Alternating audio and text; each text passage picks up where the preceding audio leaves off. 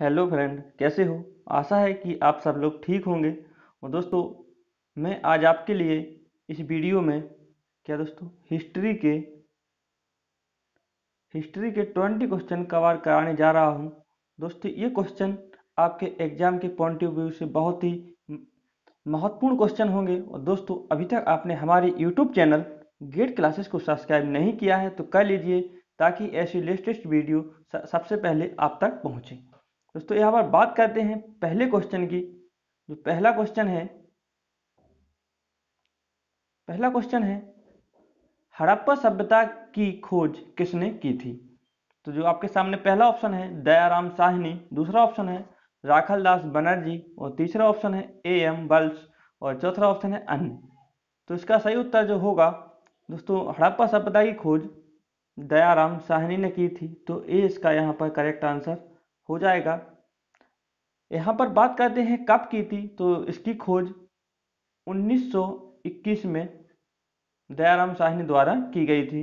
यहाँ पर बात कर लेते हैं राखलदास बनर्जी के बारे में। तो राखलदास बनर्जी ने 1922 में, कब दोस्तों, 1922 में मोहनजोदड़ो की खोज की थी।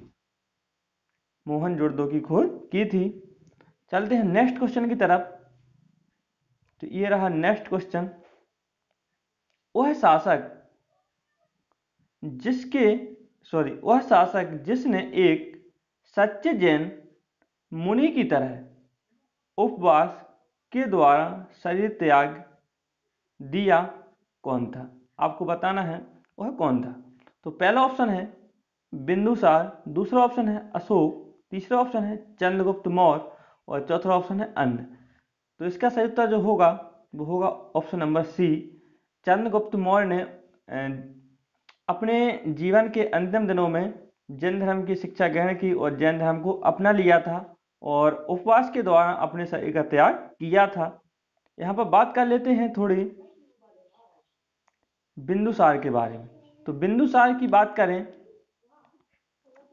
तो इसके बारे में, ये चंद्रगुप्त मौर्य का उत्तराधिकारी था। कौन दोस्तों, बिंदुसार चंद्रगुप्त मौर्य का उत्तराधिकारी था, और इसे शत्रु विनाशक भी कहा जाता था। बिंदुसार को क्या कहा जाता दोस्तों, शत्रु विनाशक। इसे शत्रु विनाशक भी कहा जाता था। यहाँ पर बात कर लेते हैं अशोक की। तो अशोक है जो वह है बिंदुसार का उत्तराधिकारी था। कौन दोस्तों, अशोक बिंदुसार का उत्तराधिकारी था। और अशोक के भी कई नाम मिलते हैं, जैसे अशोक वर्धन, ये उसका नाम गोजरा अभिलेख में मिलता है। अशोक के द्वारा लड़ा गया युद्ध जो 261 बीसी में लड़ा गया था, वह युद्ध है कलिंग का युद्ध। क्या दोस्तों, कलिंग का युद्ध अशोक के द्वारा 261 बीसी में लड़ा गया था। चलते हैं अगले क्वेश्चन की तरफ। अगला क्वेश्चन है तराइन का प्रथम युद्ध 1191 ईस्वी किसके मध्य लड़ा गया था। जो तराइन का प्रथम युद्ध हुआ था 1191 ईस्वी में, वो किसके मध्य लड़ा गया था। तो आपके सामने ऑप्शन है मोहम्मद गौरी और भीम, दूसरा ऑप्शन है मोहम्मद गौरी और पृथ्वीराज तृतीय, और तीसरा ऑप्शन है मोहम्मद गौरी और जय सिंह, और चौथा ऑप्शन है मोहम्मद गौरी और अजय पाल। तो इसका सही उत्तर जो होगा ऑप्शन नंबर बी, तीसरे का ऑप्शन नंबर बी, जो युद्ध लड़ा गया था मोहम्मद गौरी और पृथ्वीराज तृतीय के बीच। बात कर लेते हैं अगले क्वेश्चन की। जो अगला क्वेश्चन है, देखिए, बंगाल को मुगल साम्राज्य से पृथक कर स्वतंत्र किया। तो पहला ऑप्शन है मुस्लिम कुली खां, दूसरा ऑप्शन है शहादत खां, और तीसरा ऑप्शन है सरफराज खां, और चौथा ऑप्शन है अन्य। तो चौथे का सही उत्तर होगा जो सरफराज खां ने बंगाल को मुगल साम्राज्य से पृथक स्वतंत्र कर दिया था। तो इसका सी यहाँ पर सही उत्तर हो जाएगा। चलते हैं अगले क्वेश्चन की तरफ। Question number 5। क्वेश्चन नंबर 5 है विधवा पुनर्विवाह कानून कब बना। तो पहला ऑप्शन है 1853 ईस्वी में, दूसरा ऑप्शन है 1856 ईस्वी में, तीसरा ऑप्शन है 1863 ईस्वी में और चौथा ऑप्शन है 1865 ईस्वी में। तो पांचवी का जो सही उत्तर होगा वो होगा दोस्तों 1856 ईस्वी में विधवा पुनर्विवाह कानून बना था। तो बी इसका यहाँ पर करेक्ट उत्तर हो जाता है। नेक्स्ट क्वेश्चन है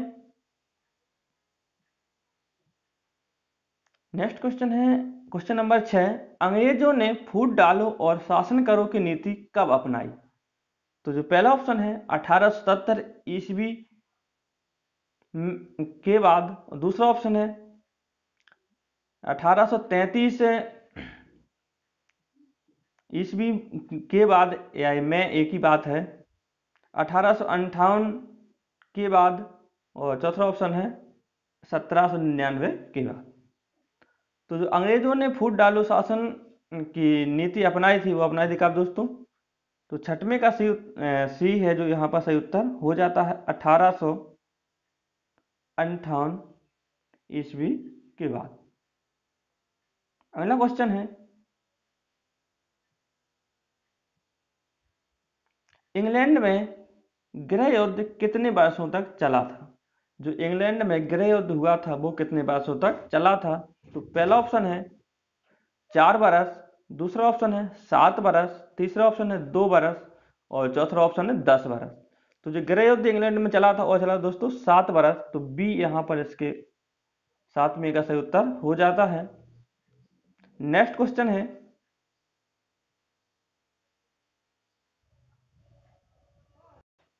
अगला क्वेश्चन है क्वेश्चन नंबर 8।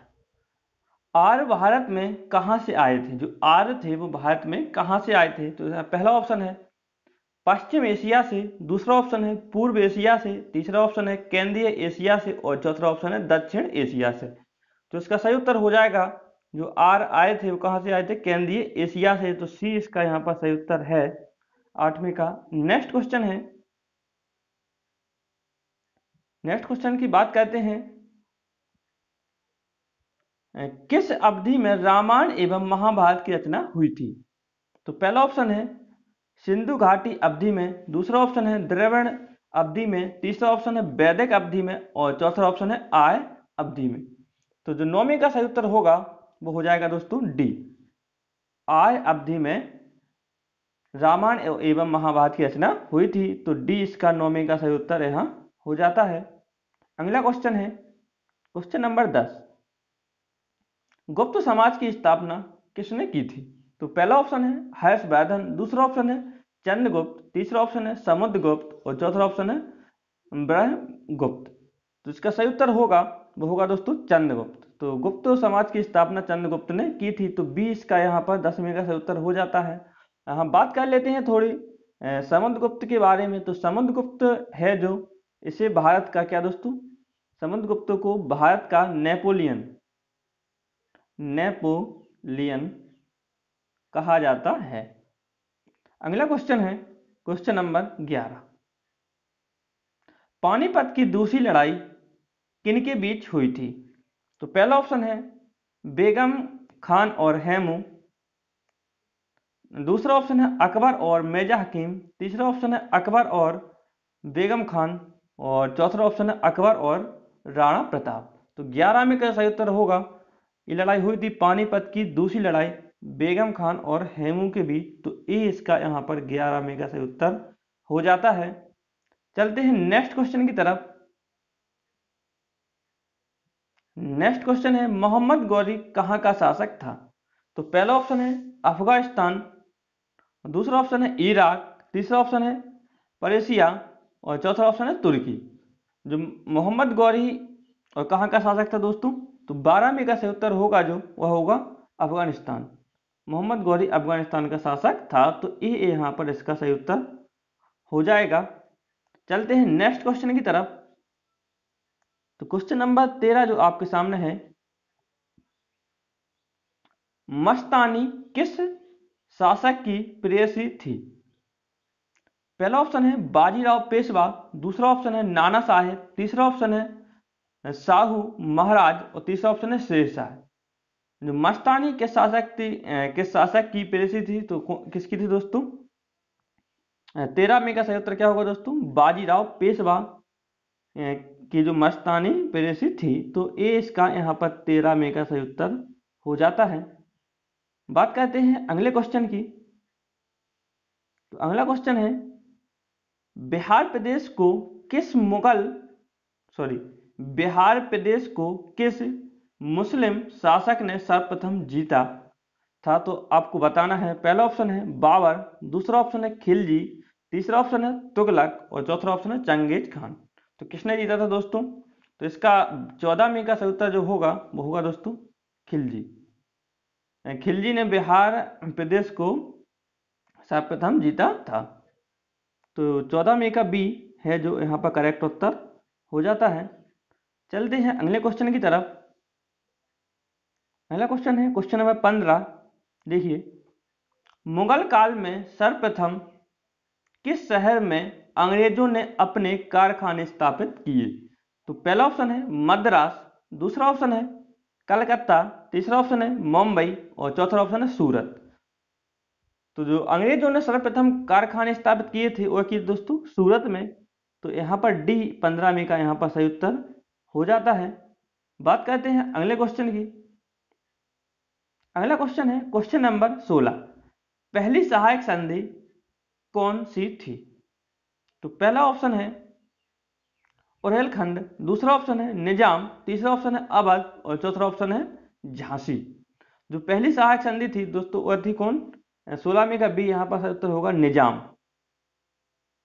पहली सहायक संधि निजाम थी। चलते हैं अगले क्वेश्चन की तरफ। अगला क्वेश्चन है क्वेश्चन नंबर 17। कर्नाटक संगीत का पितामह किसे कहा जाता है? जो कर्नाटक संगीत के पितामह के नाम से किसे जाना जाता है? तो आपको बताना है। जो 17 में का उत्तर होगा दोस्तों वो होगा पुरंदर दास।